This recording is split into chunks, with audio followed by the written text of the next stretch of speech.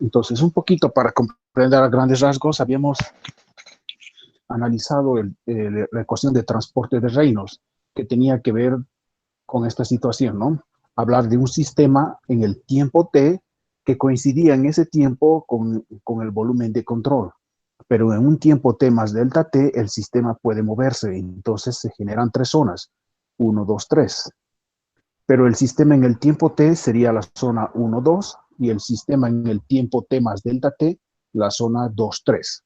La zona 2 en el tiempo t y delta t es analizar el volumen como tal, pero la zona 1 y 2 es prácticamente analizar solo la superficie, el flujo superficial, ¿no? Es lo que habíamos visto. Y a través de ese concepto hemos ido deduciendo, ¿no? Para saber qué es lo que ocurre en el tiempo delta t, lo que tenemos que hacer es restar el sistema en el tiempo t más delta t menos el sistema en el tiempo t, es decir, n2 más n3, que representan t más delta t, menos n1 más n2 en el tiempo t. Y de aquí estamos haciendo un análisis matemático para encontrar esta ecuación, ¿sí? Donde tenemos que el diferencial de la cantidad n en el sistema respecto del tiempo es igual al límite cuando delta t tiende a cero de la integral en la zona 2 de nu por rho por el diferencial de volumen en el tiempo t más delta t, menos la integral también de la zona 2 nu por rho por dv en el tiempo t respecto del tiempo de t, más el límite cuando delta t tiende a cero de la integral en la zona 3 nu rho dv respecto de t en el tiempo t más delta t, menos el límite cuando delta t tiende a cero en la zona 1, ¿no? En la integral nu rho dv respecto de t en el tiempo t. Y habíamos visto que esto que viene en realidad, ¿no? N, perdón, dijimos que era la cantidad total de alguna propiedad, que puede ser masa, energía o cantidad de movimiento. En este caso, vamos a considerar que N es y nu, que es un valor proporcional, que es igual a N sobre M. Entonces, si nosotros reemplazamos N, va a ser nu por M, pero masa sabemos que es densidad por diferencial de volumen. El diferencial de volumen es volumen sobre tiempo. Volumen sobre tiempo es área por longitud sobre tiempo, que va a ser igual a velocidad por el diferencial de área. Entonces, N del sistema con respecto al tiempo t es igual al diferencial respecto del tiempo de la integral a través del volumen de control de nu por la densidad por el diferencial de volumen, más la integral a través de la superficie de control de nu por rho por el producto vectorial del vector velocidad por el diferencial de área. Esta es la ecuación de transporte de Reynolds, donde esto es el análisis dentro del volumen de control, zona 2, y este otro es la zona 3 y 1. Es el flujo de entrada o salida respecto a las superficies. Y a través de esta ecuación, nosotros lo que hicimos es deducir. Para determinar la ecuación de continuidad, esta vez estamos tomando que n va a ser m.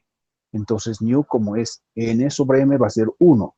Y sabemos que en un sistema, según la ley de conservación de masa, la masa debe permanecer constante. Por eso tenemos que el diferencial de la masa respecto del tiempo es 0.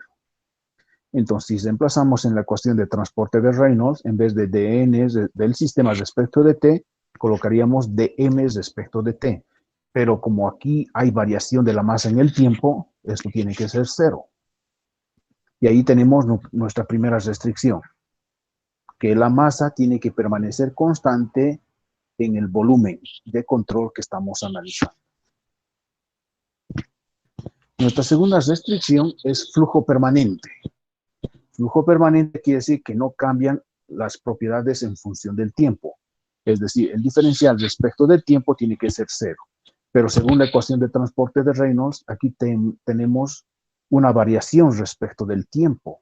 Por tanto, todo este elemento se va a volver 0 y solamente nos quedaría esta ecuación, que la integral de la densidad por el producto escalar del vector velocidad por el diferencial de área a través de la superficie de control es cero. Para nuestras dos restricciones, masa constante, flujo permanente.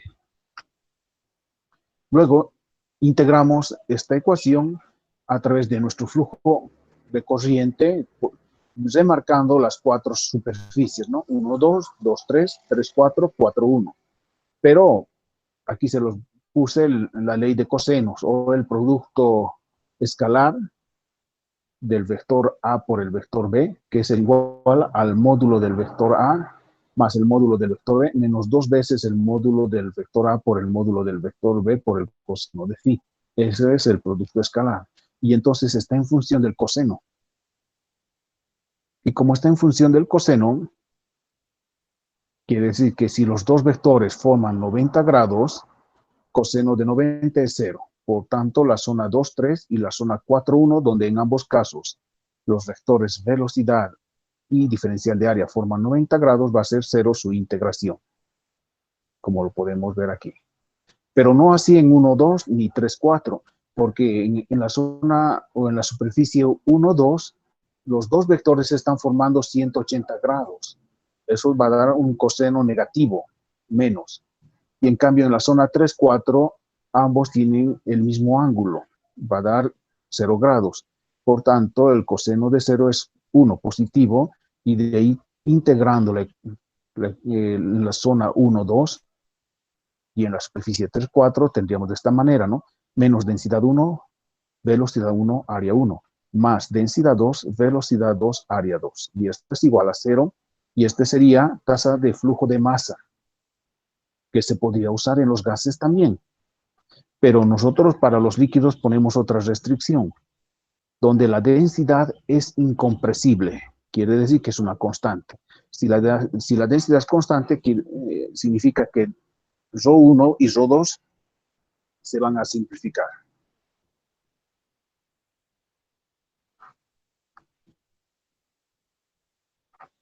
Y de esta manera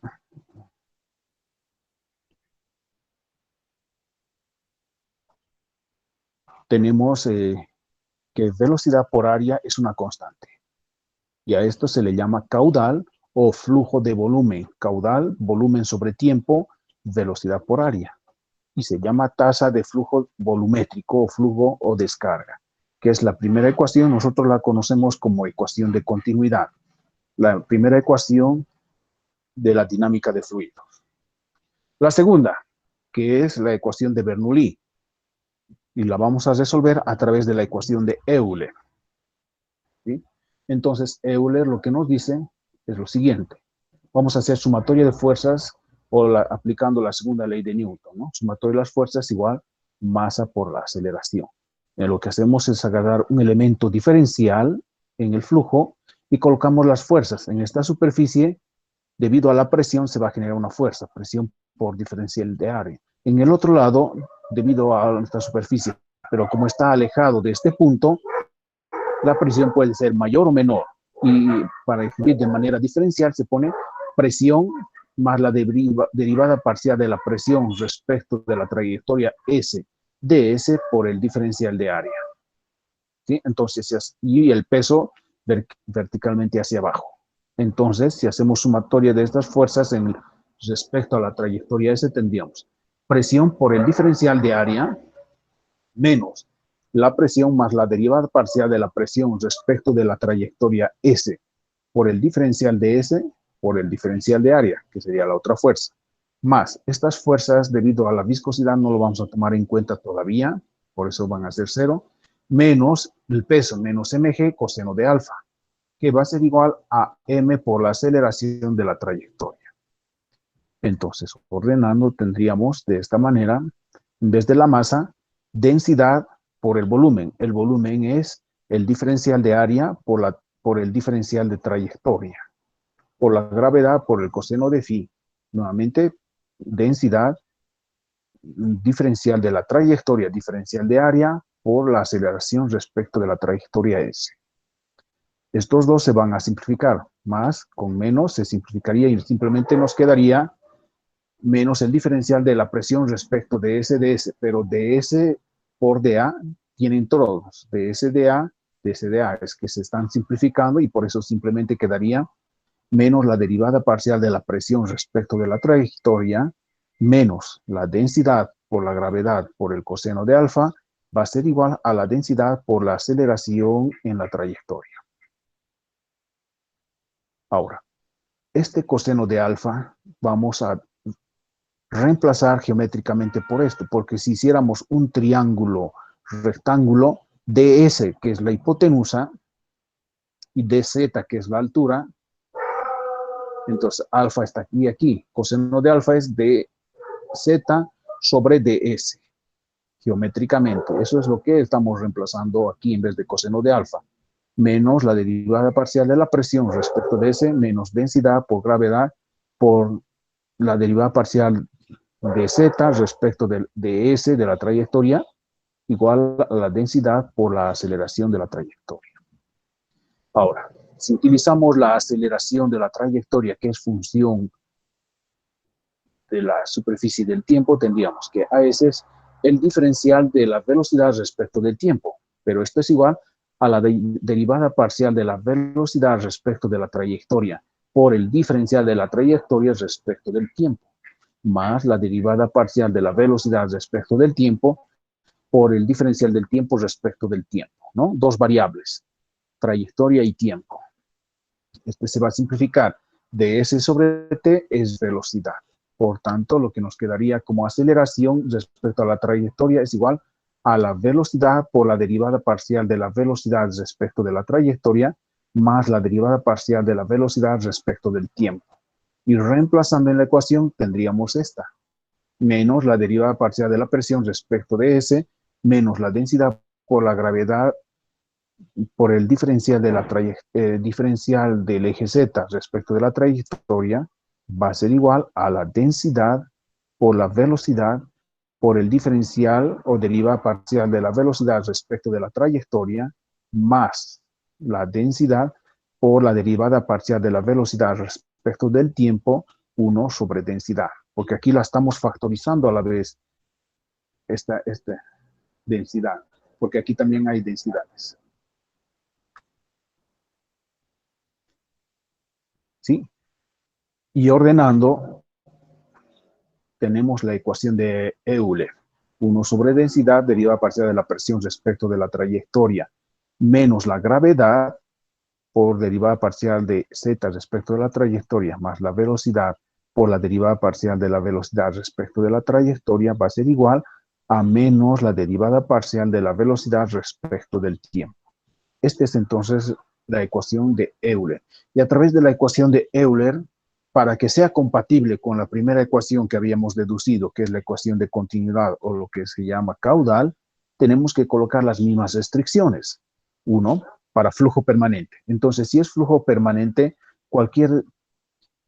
no puede existir cambios respecto al tiempo. Entonces, el diferencial respecto del tiempo tiene que ser 0. Aquí tenemos respecto del tiempo, este se elimina 0, y simplemente nos quedaría estos tres elementos, ¿no? 1 sobre la densidad diferencial de la presión respecto al diferencial de la trayectoria. Ahora, ¿por qué lo estamos volviendo absoluto si eran parciales? Porque como ya no hay una variable que es tiempo, solamente tenemos una sola variable, que es la trayectoria. Por eso se vuelve diferenciales absolutas, ¿no? Más la gravedad diferencial de z respecto de s, más la velocidad diferencial de v respecto de s igual a 0. Entonces podemos simplificar de S y nos quedaría el diferencial de la presión sobre la gravedad.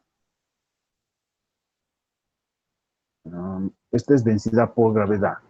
Más gravedad por diferencial de Z, más la velocidad por el diferencial de velocidad.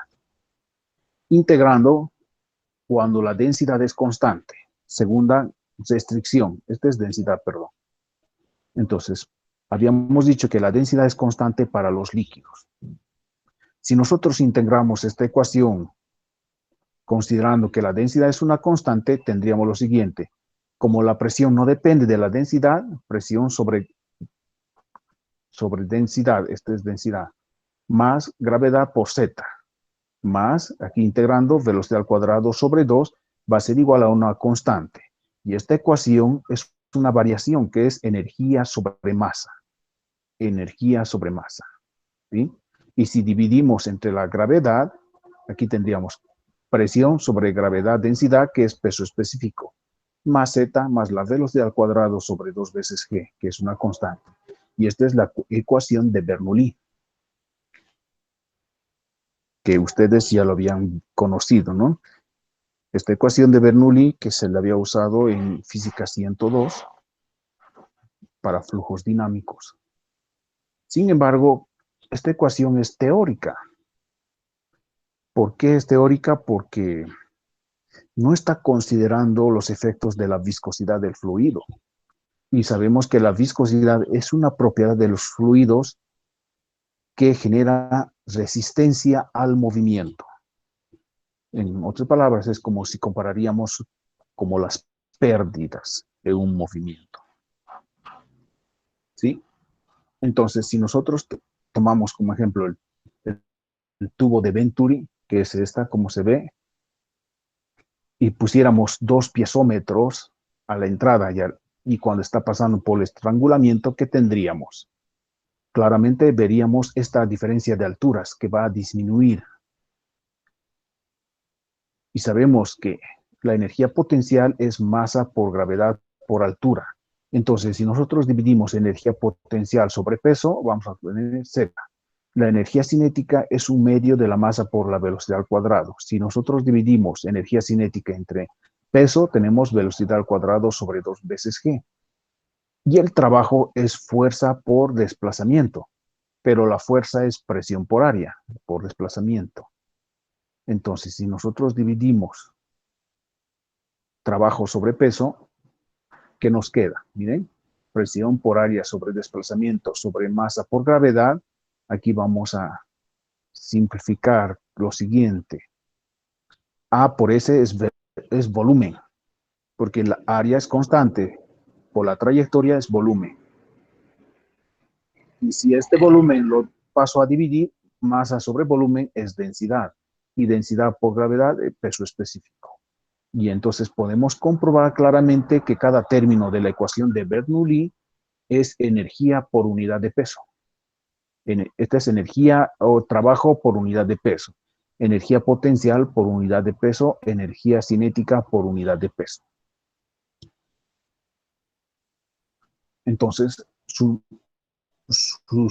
unidad real es, de cualquier término de la ecuación de Bernoulli, es Newton por metro sobre Newton en el sistema internacional. Pero normalmente nosotros directamente le llamamos metro. Pero vean que este metro no es unidad de longitud, sino es unidad de energía. ¿Sí? Por eso se llama metros energéticos. ¿Sí? No es metros lineales, sino metros energéticos. Porque lo correcto debería ser Newton metro sobre metro. Cada término de la ecuación de Bernoulli. ¿Sí?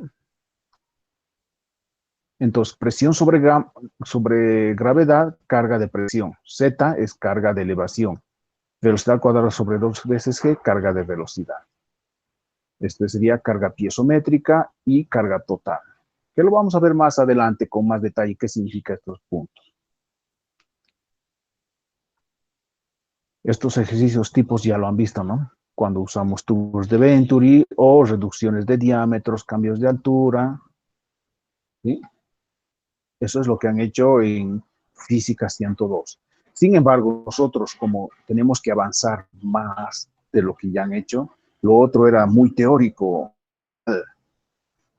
Nosotros tenemos que trabajar ya con situaciones más reales, acercarnos a la realidad.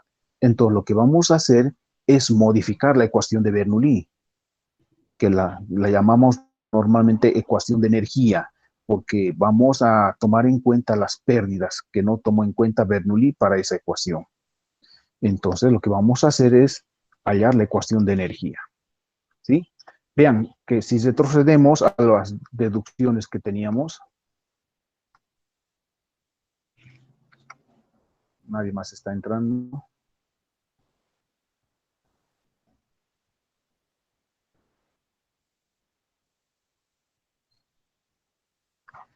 Cuando habíamos analizado aquí, tenemos la ecuación, ¿no? Presión sobre sobre Rho. Presión sobre densidad más G por Z más velocidad 4 sobre 2 es una constante. A partir de esa ecuación, antes de integrar,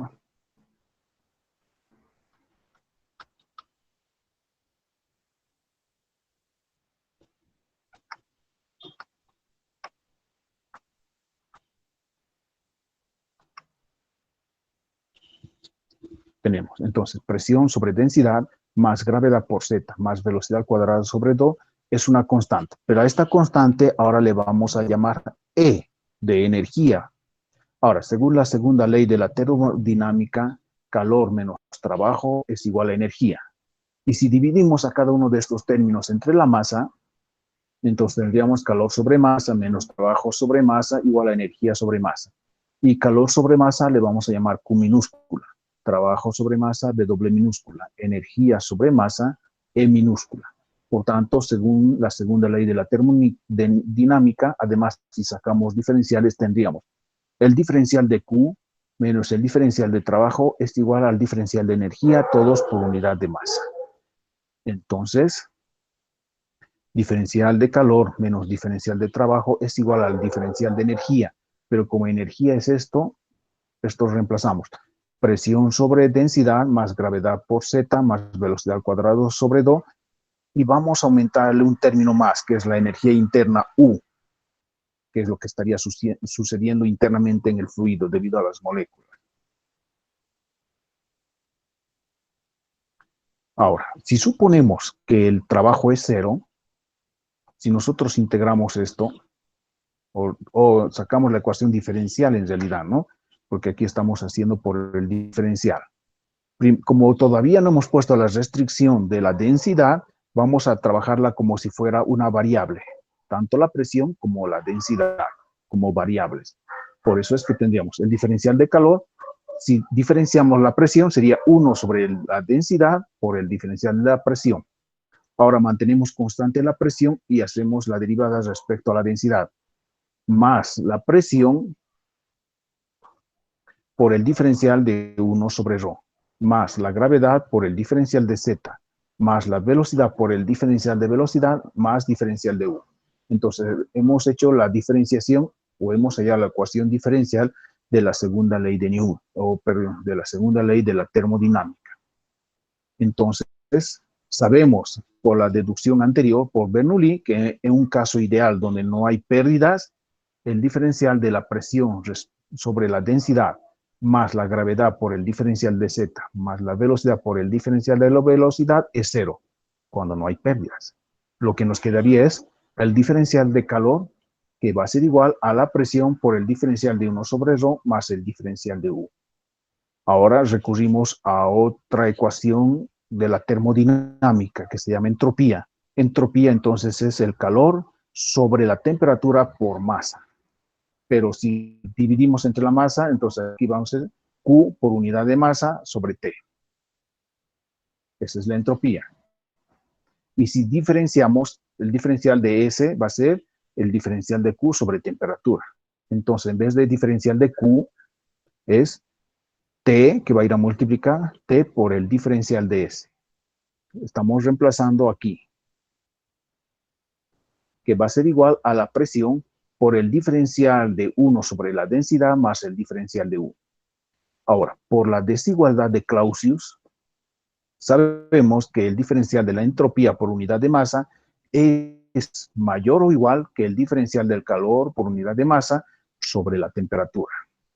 Para resolver esta inecuación, lo que hacemos es multiplicar la temperatura al otro lado, T diferencial de S mayor o igual que el diferencial de Q, arrastramos este elemento hacia el lado izquierdo y tendríamos que, que la temperatura por el diferencial de la entropía por unidad de masa menos el diferencial del calor por unidad de masa es mayor o igual que 0.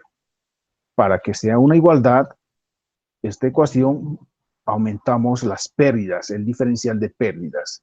y tendríamos que la temperatura por el diferencial de la entropía menos el diferencial de calor es igual al diferencial de las pérdidas. Nuevamente retrocediendo a la ecuación, ahora cuando hay calor, que la teníamos inicialmente a través de la segunda ley de la termodinámica, vamos a reemplazar aquí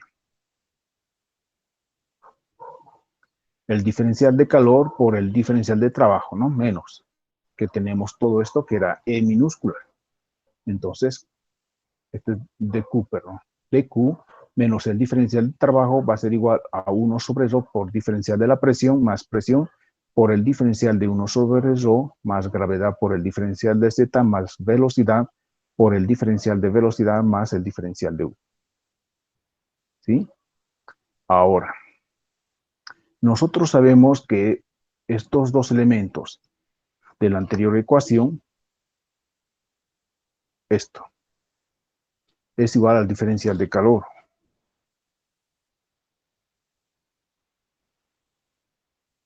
Y eso va a ser igual al diferencial de la entropía, ¿no? Entonces, miren, estamos ordenando y va a desaparecer este con el dU, porque estamos reemplazando temperatura por el diferencial de entropía. Si seguimos ordenando, diferencial de presión respecto de la densidad, más gravedad por diferencial de Z, más velocidad por el diferencial de velocidad, más el diferencial de calor, más temperatura por el diferencial de entropía, más el diferencial de calor igual a cero. Y este conocemos que es diferencial de las pérdidas. Ahora, poniendo la restricción para los líquidos donde la densidad es una constante e integrando esta ecuación diferencial, tendríamos presión 2 menos presión 1 sobre densidad, más gravedad por Z2 menos Z1, más la velocidad al cuadrado menos la velocidad 1 al cuadrado sobre 2, más el trabajo de 1 a 2, más las pérdidas de 1 a 2. U ordenando sería de esta manera. Presión 1 sobre gamma más Z1 más la velocidad 1 al cuadrado sobre 2 veces G va a ser igual a la presión 2 sobre gamma más Z2 más la velocidad 2 al cuadrado sobre 2 veces G más el trabajo de 1 a 2 más las pérdidas de 1 a 2.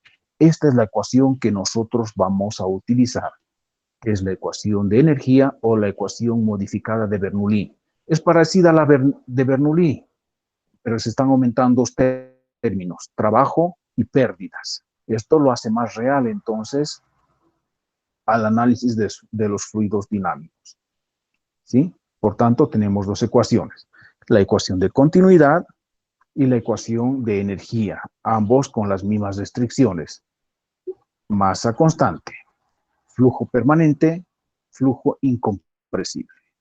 Bajo esas condiciones, podemos utilizar estas dos ecuaciones para resolver ejercicios. ¿Hasta aquí alguien tiene alguna pregunta? Sí, una pregunta. En Dime. la, en la diapositiva anterior, si no me equivoco, puso que el trabajo iba a ser igual a cero. Eso, ¿por qué después Claro, aparece? no, eso es lo que Bernoulli consideró. Para hallar su ecuación, Bernoulli no tomó en cuenta el trabajo. Pero si nosotros, según la segunda ley de la termodinámica, tenemos calor menos trabajo igual a energía. Sino que simplemente estamos poniendo aquí, si el trabajo es cero, hay pérdidas, según Bernoulli. Entonces, si no hay pérdidas, hemos ido desarrollando esto y para colaborarnos, pues, utilizamos primero la ecuación de entropía y luego la desigualdad de Clausius para compensar y poder resolver la ecuación real con el trabajo como tal. Por eso es que después volvemos a la ecuación inicial y aquí el trabajo ya no lo estamos considerando cero, ¿no? Solo fue un caso ideal que tomó Bernoulli para su ecuación. Él no consideró ni las pérdidas ni el trabajo. Y nosotros lo estamos pensando para poder usar de una manera más realista, diríamos. ¿Sí? Sí, sí, ahora sí. ¿Alguien, alguna otra pregunta?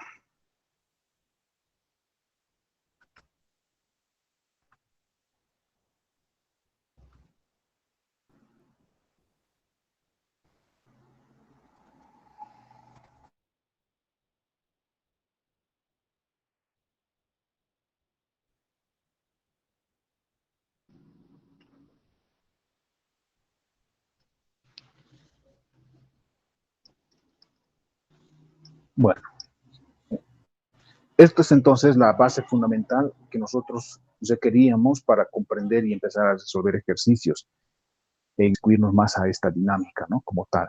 Saber de dónde viene la ecuación de continuidad y la ecuación de Bernoulli.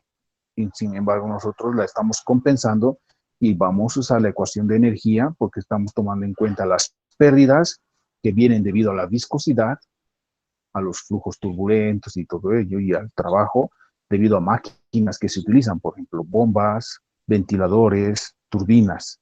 Entonces, cuando hablamos de trabajo, se refiere cuando usamos un equipo externo como tal. Con estos dos ecuaciones, podemos ahora hablar de fuerza de empuje en el aire, que habíamos hablado un poquito sobre cómo vuelan los aviones, ¿no? Aquí yo he preparado otro tema.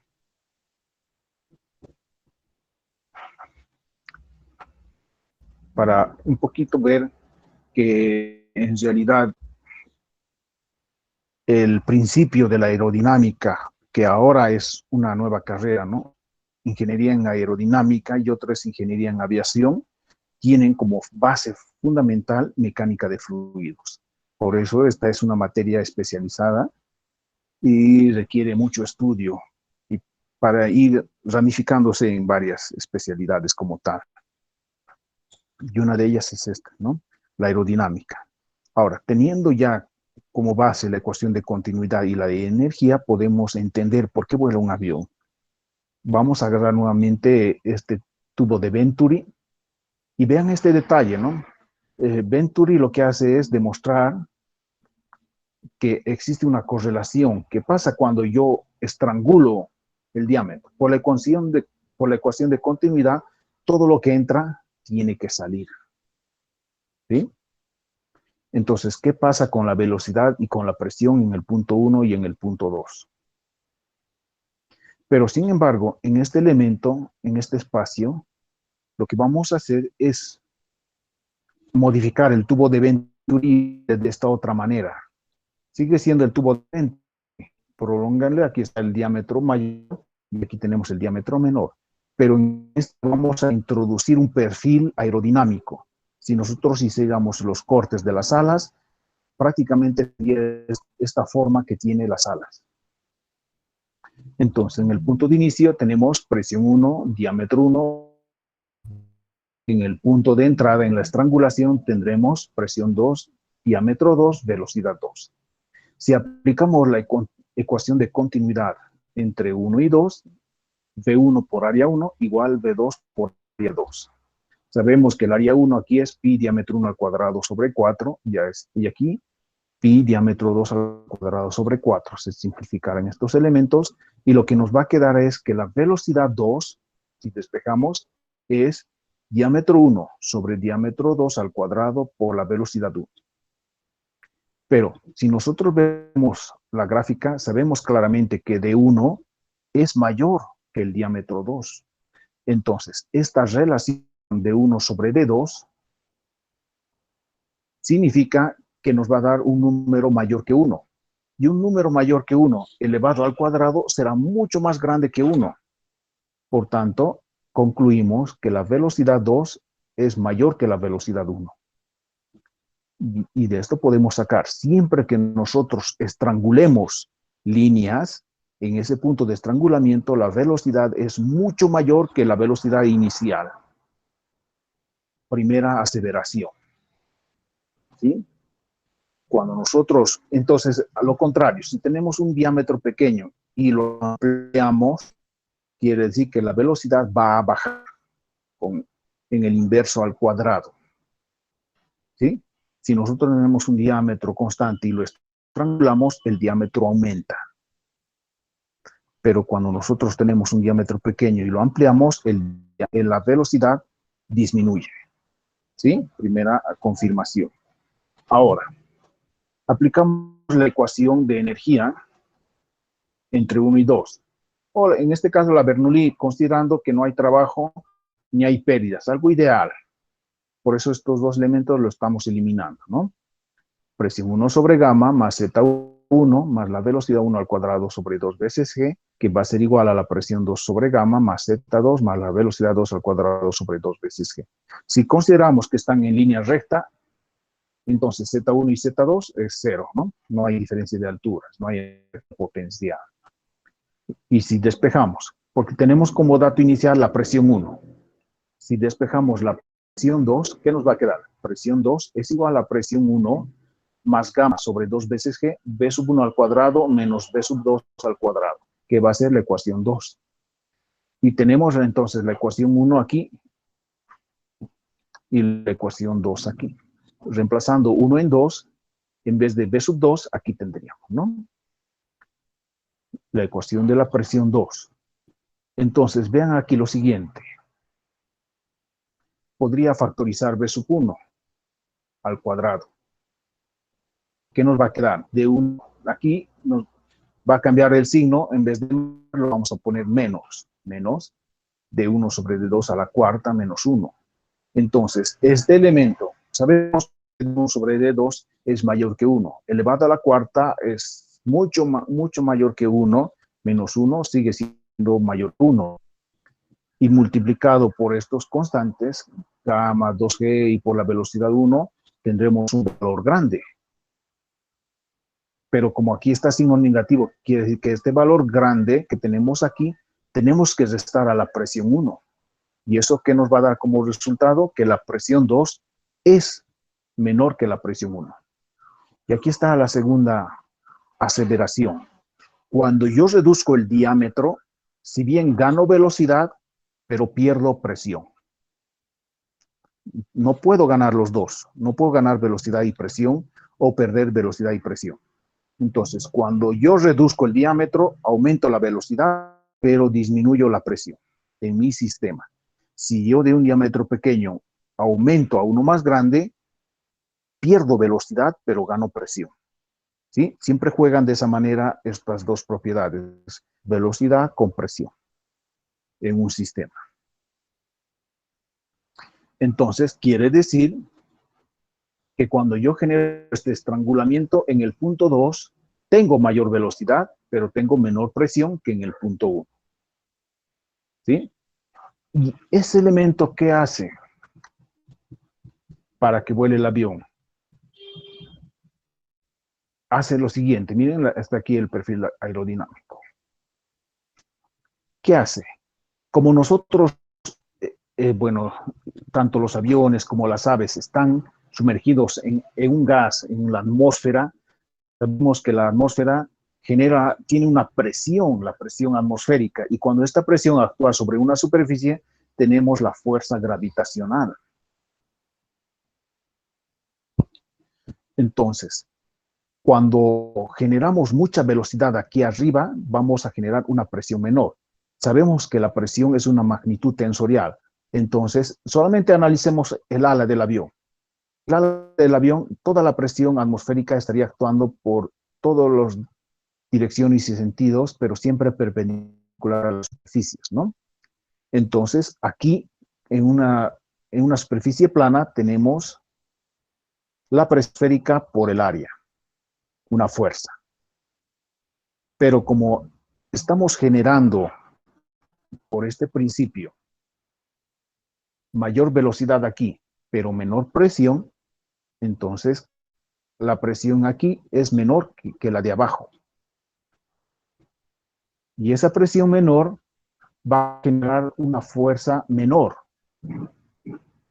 Entonces la fuerza que se genera aquí abajo es grande. Y esta fuerza grande, cuando logra superar tanto a la fuerza pequeña de arriba del ala, más el peso del avión, lo que va a es lograr que el avión se levante.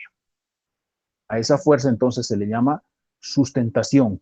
Es la fuerza resultante de restar la fuerza de la parte inferior con respecto a la parte superior. Que de los líquidos, que era fuerza de empuje. Entonces, en un avión actúan estas cuatro fuerzas. Fuerzas de sustentación, peso. Tracción, debido a los motores, a las turbinas, a las hélices. Y resistencia, debido al aire. Para que vuele un avión, entonces necesitamos una gran fuerza de sustentación.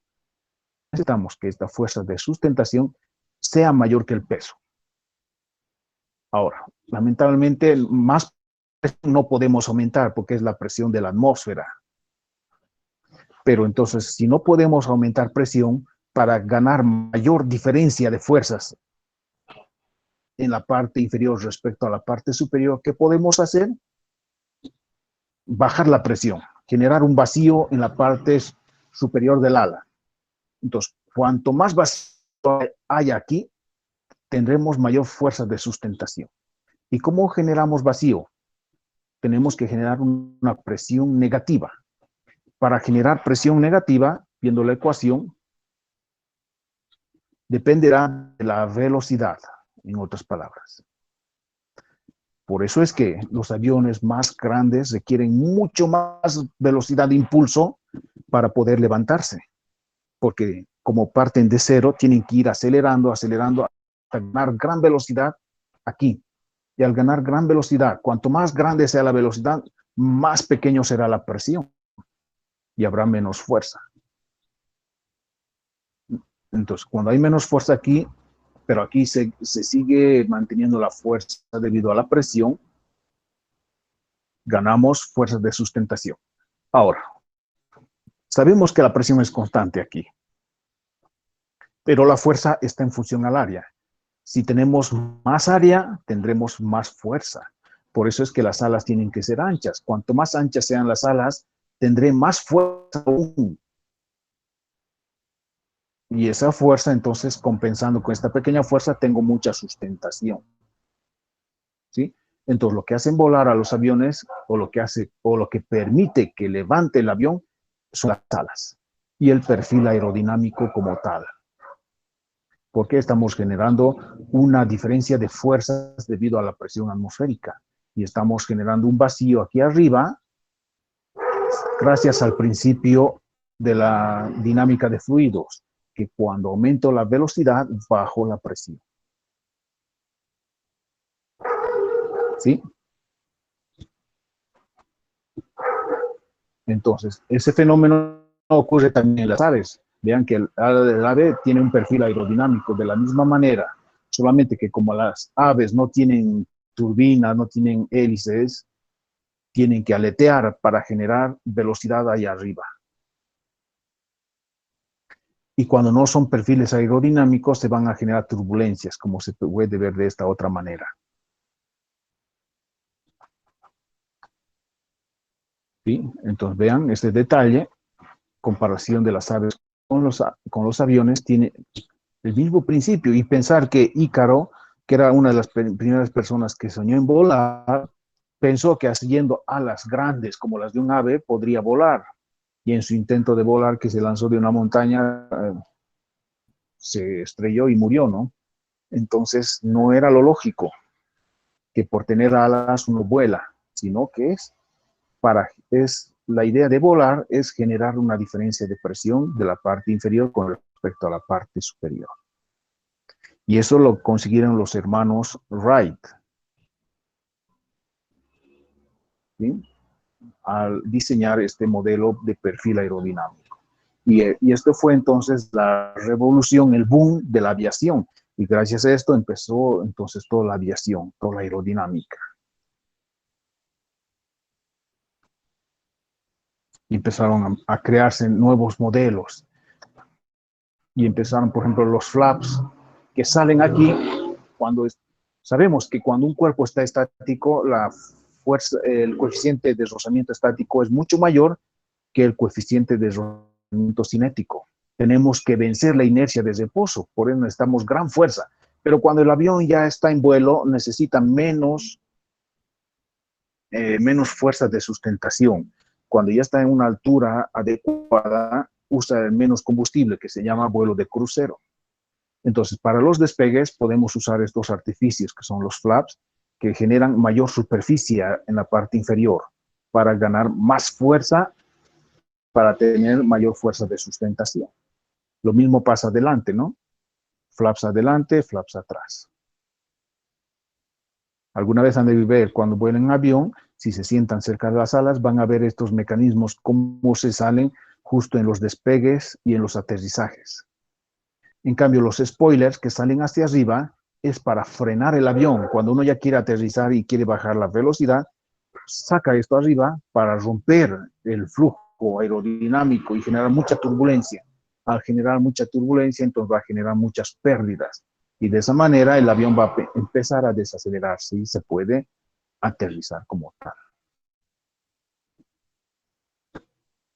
¿Sí?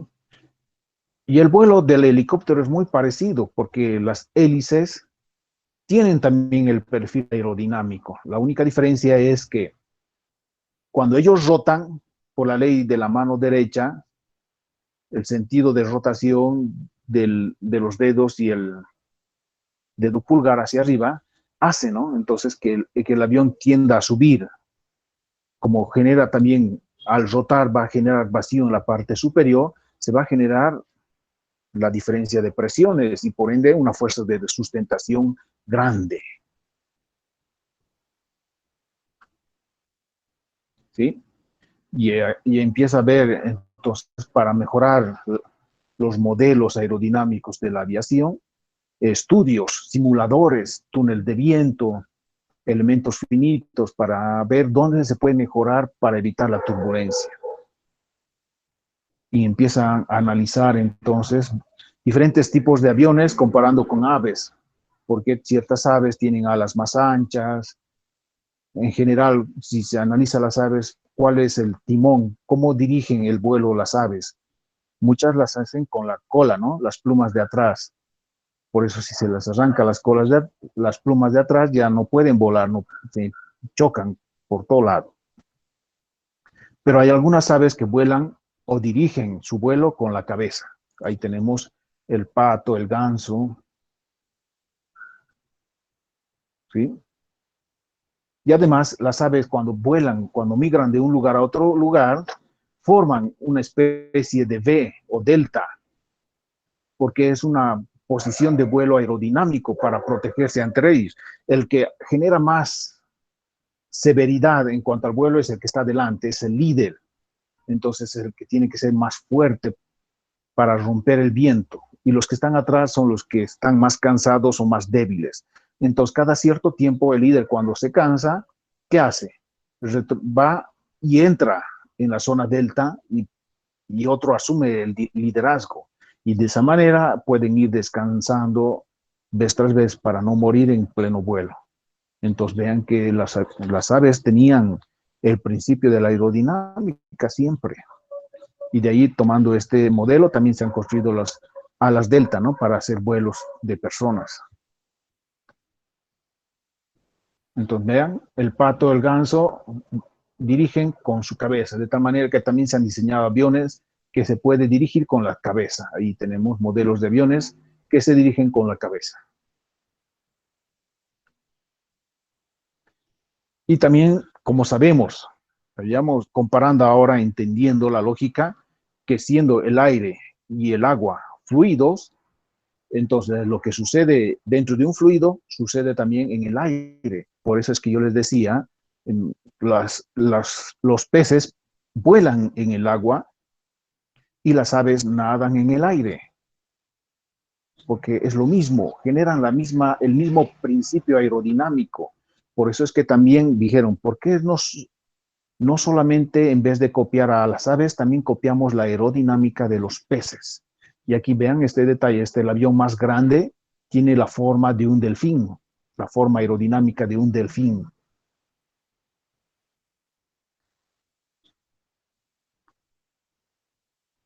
Miren este otro.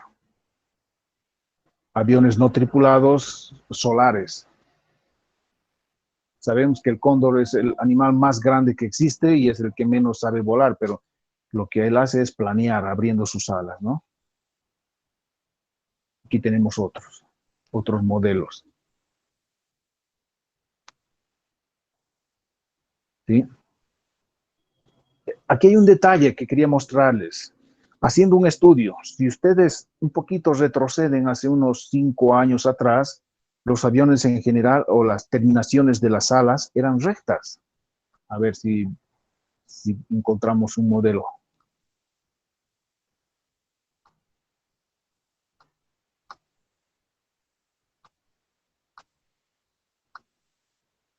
como este, por ejemplo, aquí termina el ala recto.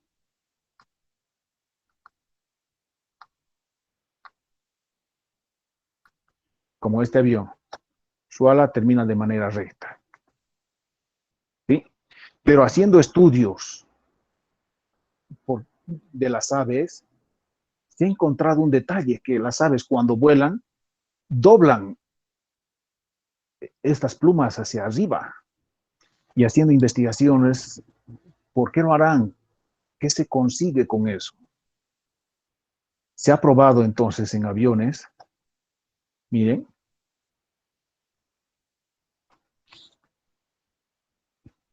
miren el cóndor, cómo puede mover las plumas hacia arriba. Y muchas aves lo hacen.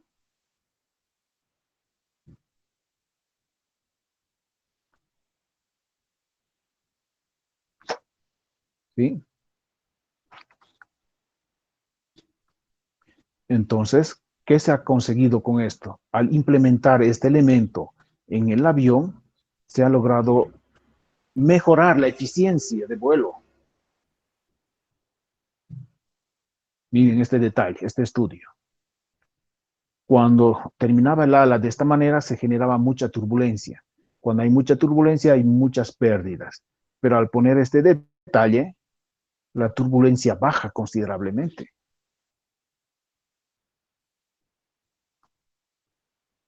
¿Sí? Y vean que en la aerodinámica no solo es aviación, tenemos también aquí el tren bala. Y el tren bala ha mejorado en 40% su eficiencia y su velocidad gracias a copiar el modelo aerodinámico del Martín Pescador, de este pajarito. Vean cómo replican, ¿no?, la aerodinámica de ese pajarito, que actualmente los trenes más rápidos tienen esta forma. Y aquí ha ido avanzando también la aerodinámica en los autos. Antes, si bien los modelos eran de este estilo muy elegantes, pero su vuelo o su avance era muy lento porque tenían mucha resistencia al viento. Querían hacer más velocidad, pero les detenía más. Entonces han tenido que aplicar también la aerodinámica de los cuerpos para mejorar su forma. Y ahí es que los nuevos modelos aerodinámicos que tenemos ahora tienen estas figuras, porque estos también se prueban en túneles de viento. Y con esto ahora estos autos pueden moverse a 180 kilómetros por hora, 200 kilómetros por hora y así en general, ¿no?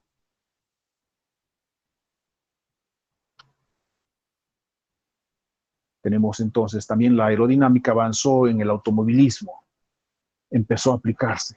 Pero cuando se construyeron este tipo de autos de carrera, resulta que eran tan veloces que cuando aumentaban la velocidad un poco más o en las curvas, tendían a volar y se generaban muchos accidentes. Entonces empezaron a darse cuenta de que su forma de los autos tenía el perfil de ala de avión. Y obviamente, ¿no? La tendencia es volar. Por eso es que se levantaba. Entonces alguien dijo, pues, sí, seguiremos aplicando el perfil aerodinámico, pero hagámoslo al revés, en sentido inverso, para generar diferencia de presión, pero ahora tengamos más velocidad, pero cuanto más velocidad tengamos, más adheridos estemos al piso. Y con eso se hicieron estos autos Fórmula 1.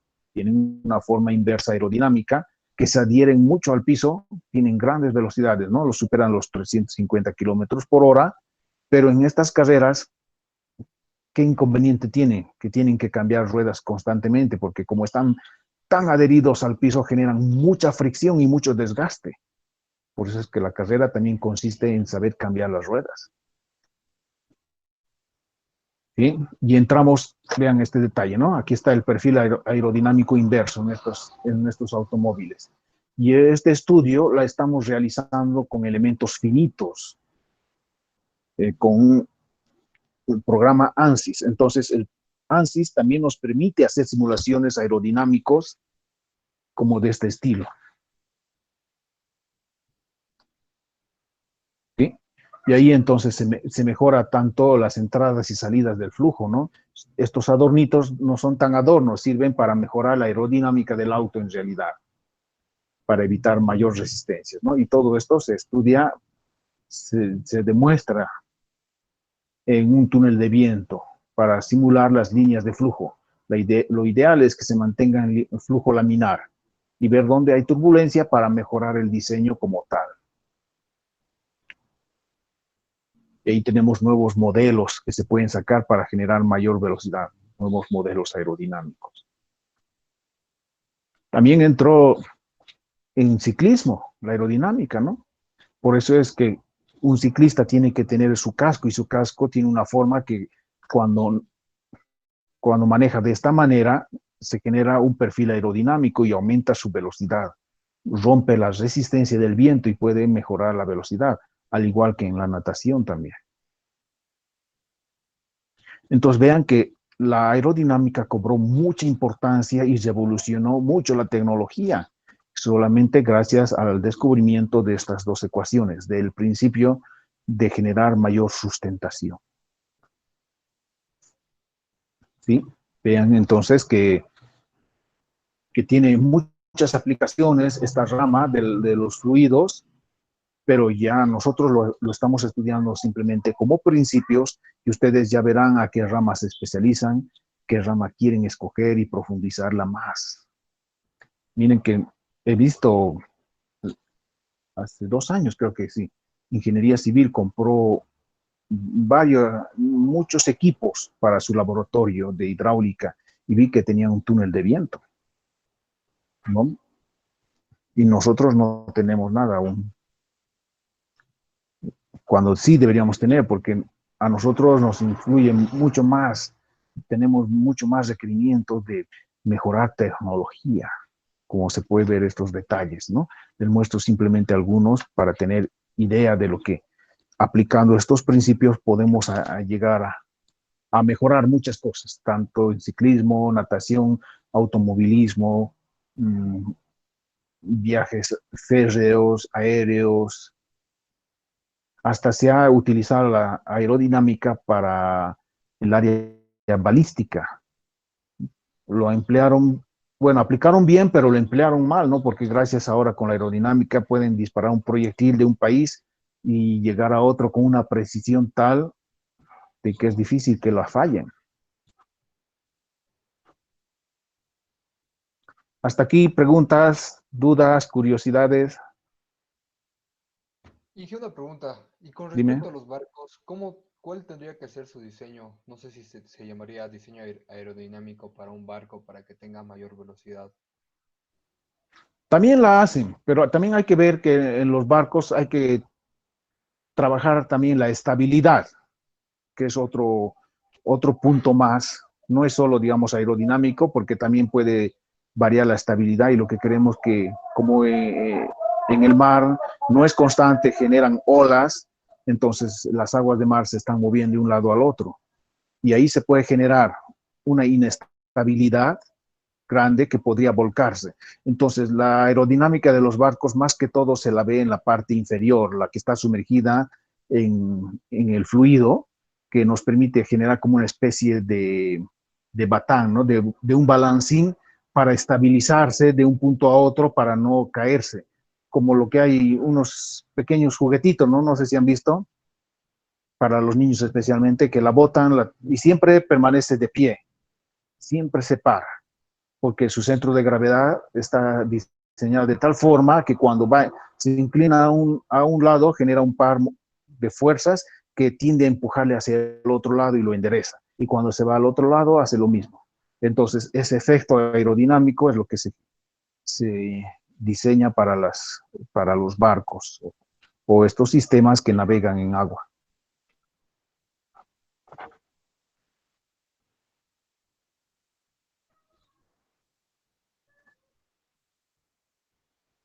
¿Alguien otra pregunta?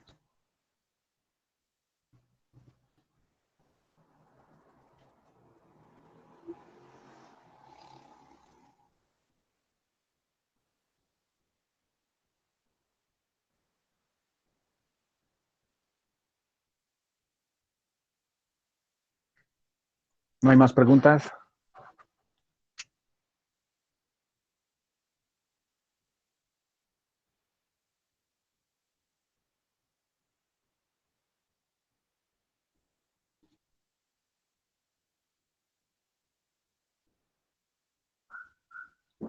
Ya, bueno.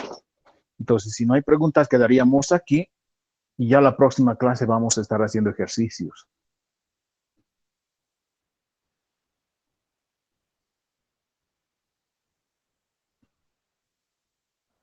Perfecto, Inge, muchas gracias.